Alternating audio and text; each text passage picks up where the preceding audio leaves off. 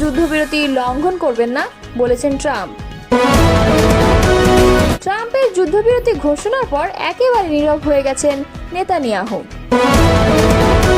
PTA নিষিদ্ধ ছাত্রলীগ নেতাকে পুলিশে দিল যুবদল নেতাকর্মীরা। আমরা নির্বাচনের দিকে এগিয়ে যাচ্ছি, এমনটাই মন্তব্য করেছেন আমির খসরু। এতক্ষণ শুনছিলেন সংবাদ শিরোনাম, এবারে বিস্তারিত। ইসরায়েল ও ইরান একটি সম্পূর্ণ ও সর্বাত্মক যুদ্ধবিরতিতে সম্মত হয়েছে বলে সামাজিক মাধ্যমে দেওয়া এক ঘোষণায় মার্কিন প্রেসিডেন্ট ডোনাল্ড ট্রাম্প জানিয়েছেন। তবে এখন পর্যন্ত ইসরায়েল বা ইরানের পক্ষ থেকে আনুষ্ঠানিকভাবে যুদ্ধবিরতির বিষয়টি নিশ্চিত করা হয়নি। এছাড়া ট্রাম্পের যুদ্ধবিরতি ঘোষণার পর থেকে একেবারে নীরব হয়ে গেছেন ইসরায়েলের প্রধানমন্ত্রী বেঞ্জামিন নেতানিয়াহু। মঙ্গলবার এ তথ্য জানিয়েছে সংবাদ মাধ্যম আল জাজিরা। সংবাদ মাধ্যমটি বলছে, ডোনাল্ড ট্রাম্প ইসরায়েল ও ইরানের মধ্যে যুদ্ধবিরতির ঘোষণা দেওয়ার পর বেশ কয়েক ঘন্টা পেরিয়ে গেলেও এ বিষয়ে কোনো মন্তব্য করেননি ইসরায়েলের প্রধানমন্ত্রী বেঞ্জামিন নেতানিয়াহু। ইসরায়েলি সংবাদ মাধ্যম জেরুজালেম পোস্টের খবরে বলা হয়েছে, সোমবার রাত গভীর পর্যন্ত নেতানিয়াহু নিরাপত্তা মন্ত্রিসভার এক বিশেষ বৈঠক করেন। ওই বৈঠকে তিনি মন্ত্রীদের বলেন তারা যেন যুদ্ধবিরতি নিয়ে প্রকাশ্যে কোনো মন্তব্য না করে। অন্যদিকে ইরান জানিয়ে দিয়েছে, যদি ইসরায়েল তাদের উপর হামলা বন্ধ করে তাহলে ইরানও প্রতিশোধমূলক হামলা বন্ধ করবে। তবে যুদ্ধবিরতির ঘোষণার পরও ইসরায়েল লক্ষ্য করে একাধিক দফায় হামলা চালানো হয়েছে। ইরানের হামলা ইসরায়েলের বিয়ারশেবা শহরে এ পর্যন্ত অন্তত 3 জন নিহত হওয়ার খবর পাওয়া গেছে। এদিকে ইসরায়েলি কর্তৃপক্ষ এখনও আনুষ্ঠানিকভাবে যুদ্ধবিরতির ব্যাপারে কিছু জানায়নি বলে পরিস্থিতি এখনও অস্থির ও অনিশ্চিত বলেই মনে করা হচ্ছে। একই সঙ্গে ইরান যুদ্ধবিরতির শর্ত ভাঙায় তেহরানকে কঠোর জবাব দেওয়ার জন্য ইসরায়েলি সেনাবাহিনীকে নির্দেশ দিয়েছে তিনি। মঙ্গলবার এই তথ্য জানিয়েছে ব্রিটিশ সংবাদ মাধ্যম বিবিসি। সংবাদ মাধ্যমটি বলছে, ইসরায়েল অভিযোগ করেছে যে ইরান যুদ্ধবিরতির শর্ত ভেঙেছে। দেশটির প্রতিরক্ষা মন্ত্রী ইসরায়েলের কাটজ এক বিবৃতিতে জানিয়েছেন, তিনি ইসরায়েলি সেনাবাহিনীকে নির্দেশ দিয়েছেন যুদ্ধবিরতি লঙ্ঘনের কঠোর জবাব দিতে এবং তেহরানের কেন্দ্রস্থলে অবস্থিত ইরানি সরকার ঘনিষ্ঠ লক্ষ্যে তীব্র হামলা চালাতে।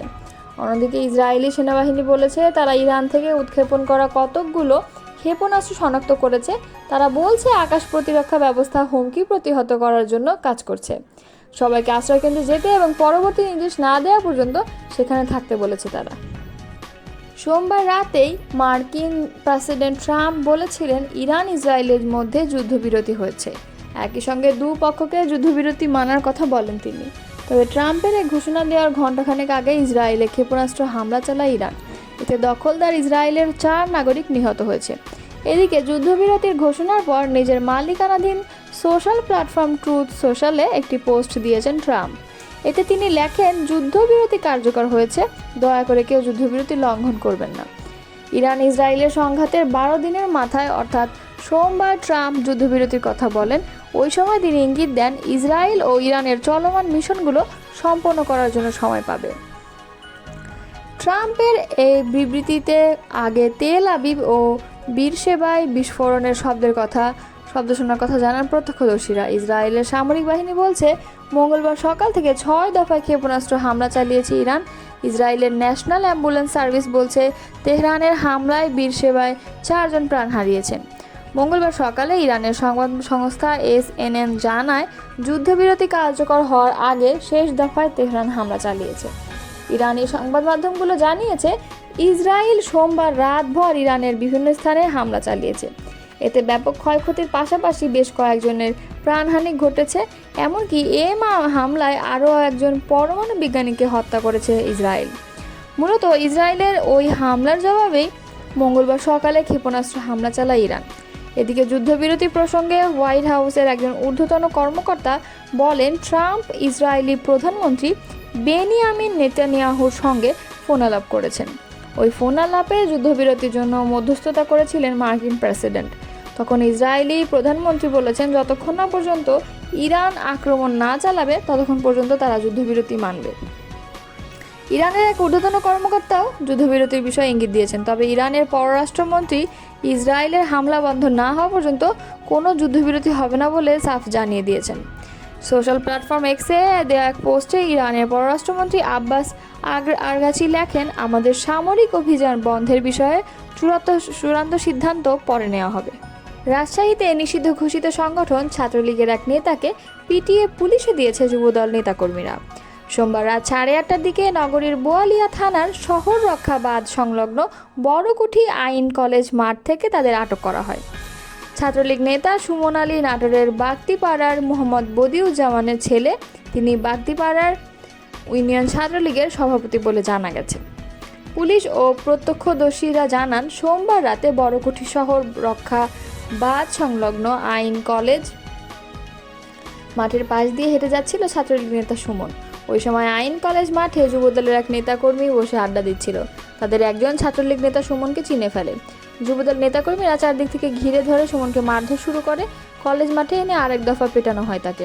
এতে সুমনের গায়ে শার্ট ছিঁড়ে যায় এবং মুখসহ শরীরের বিভিন্ন স্থানে জখম হয়। পরে যুবদল নেতাকর্মীরা পুলিশ ডেকে ছাত্রলীগ নেতা সুমনকে সোপর্দ করেন।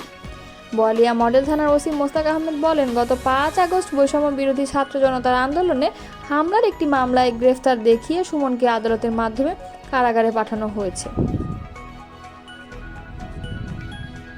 বিএনপির স্থায়ী কমিটির সদস্য আমির খসরু মাহমুদ চৌধুরী বলেছেন, নিশ্চিতভাবে আমরা ফেব্রুয়ারির প্রথমার্ধে নির্বাচনের দিকে এগিয়ে যাচ্ছি।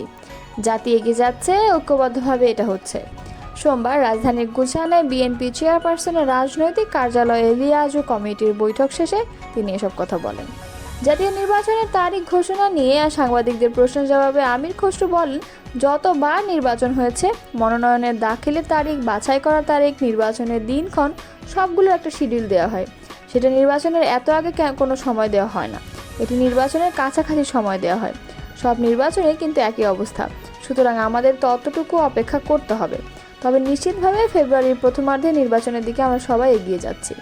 তিনি বলেন, প্রধান উপদেষ্টা ও আমাদের ভারপ্রাপ্ত চেয়ারম্যানের মধ্যে লন্ডন বৈঠকে ফেব্রুয়ারির প্রথমার্ধে নির্বাচনের নিয়ে যে আলোচনা হয়েছে তা জনগণ অত্যন্ত ইতিবাচকভাবে নিয়েছে। বিএনপি স্থায়ী কমিটির সদস্য বলেন, জনগণের মধ্যে যে আশঙ্কা ছিল সেটা কেটে গেছে। সমস্ত জাতি এখন নির্বাচনী টানেলে প্রবেশ করেছে। আমরা সবাই নির্বাচনের দিকে এগিয়ে যাচ্ছি। গণতন্ত্র পুনরুদ্ধার ও তাকে প্রাতিষ্ঠানিক রূপ দেওয়া, জনগণের রাজনৈতিক, সাংবিধানিক, গণতান্ত্রিক অধিকার প্রতিষ্ঠিত করার জন্য একটি নতুন বাংলাদেশ গড়ার শপথ নিয়ে আমরা সবাই ঐক্যবদ্ধভাবে এগিয়ে যাচ্ছি। গণফোরামের সভাপতি পরিষদের সদস্য অ্যাডভোকেট এস.এম. আলতাফ হোসেন বলেন, 15 বছরের বেশি স্বৈরাচারী ফ্যাসিস্ট আওয়ামী লীগ সরকারের বিরুদ্ধে আমরা ঐক্যবদ্ধভাবে আন্দোলন সংগ্রাম করেছি একটি গণতান্ত্রিক সরকার প্রতিষ্ঠার জন্য। সেই আন্দোলনের ধারাবাহিকতায় 5 আগস্ট ফ্যাসিস্ট সরকারের উৎখাত হয়েছে। এখন একটি নতুন মানবিক বাংলাদেশ প্রতিষ্ঠার বিরল সুযোগ এসেছে। লিয়াজু কমিটির বৈঠকে আরও উপস্থিত ছিলেন গণফোরামের সভাপতি পরিষদের সদস্য অ্যাডভোকেট সুব্রত চৌধুরী, গণফোরামের নেতা জগলুল হায়দার আফ্রিক ও সুরায়া বেগম এবং মুশতাক আহমেদ ও সেলিম আকবর। চীন সফরের দ্বিতীয় দিনে বিএনপি মহাসচিব মির্জা ফখরুল ইসলাম আলমগীর ও তার নেতৃত্বাধীন প্রতিনিধি দলের সদস্য দেশটির পররাষ্ট্র মন্ত্রণালয়ের উপমন্ত্রী সান ওয়েডংয়ের সঙ্গে বৈঠক করেছেন। মঙ্গলবার বাংলাদেশ সময় সকাল তারা এই বৈঠক করেন। বিএনপি মিডিয়া সেলের সদস্য সাইরুল কবির খান জানান, মঙ্গলবার সকালে সৌহার্দ্যপূর্ণ পরিবেশে উভয় পক্ষের আলোচনা শুরু হয়। বৈঠকের পর মির্জা ফখরুল জানায়, চীনের পক্ষ থেকে বাংলাদেশে একটি অবাধ ও সুষ্ঠু নির্বাচনের প্রত্যাশা করা হয়েছে। তারা নতুন সরকারের সঙ্গে কাজ করতে অধীর আগ্রহে অপেক্ষা করছে। বাংলাদেশের কৃষি, শিল্প, গার্মেন্টস, স্বাস্থ্য ও অবকাঠামো উন্নয়নে চীনের সহায়তা অব্যাহত রাখার প্রতিশ্রুতি দেওয়া হয়েছে। প্রসঙ্গত, সোমবার চীনের পিপলস গ্রেট হল সিপিসি পার্টি অব চায়না কেন্দ্রীয় কমিটির পলিট ব্যুরো সদস্য ও ন্যাশনাল পিপলস কংগ্রেস স্ট্যান্ডিং কমিটির ভাইস চেয়ারম্যান লি হংঝংয়ের সঙ্গে দ্বিপাক্ষিক বৈঠক করেন মির্জা ফখরুল। সেখানে তিনি আঞ্চলিক রাজনীতিতে চীনের নেতৃত্বের উদ্যোগকে ইতিবাচক আখ্যায়িত করে তার পরিধি বাড়িয়ে বহুপাক্ষিক করার আশা প্রকাশ করেন।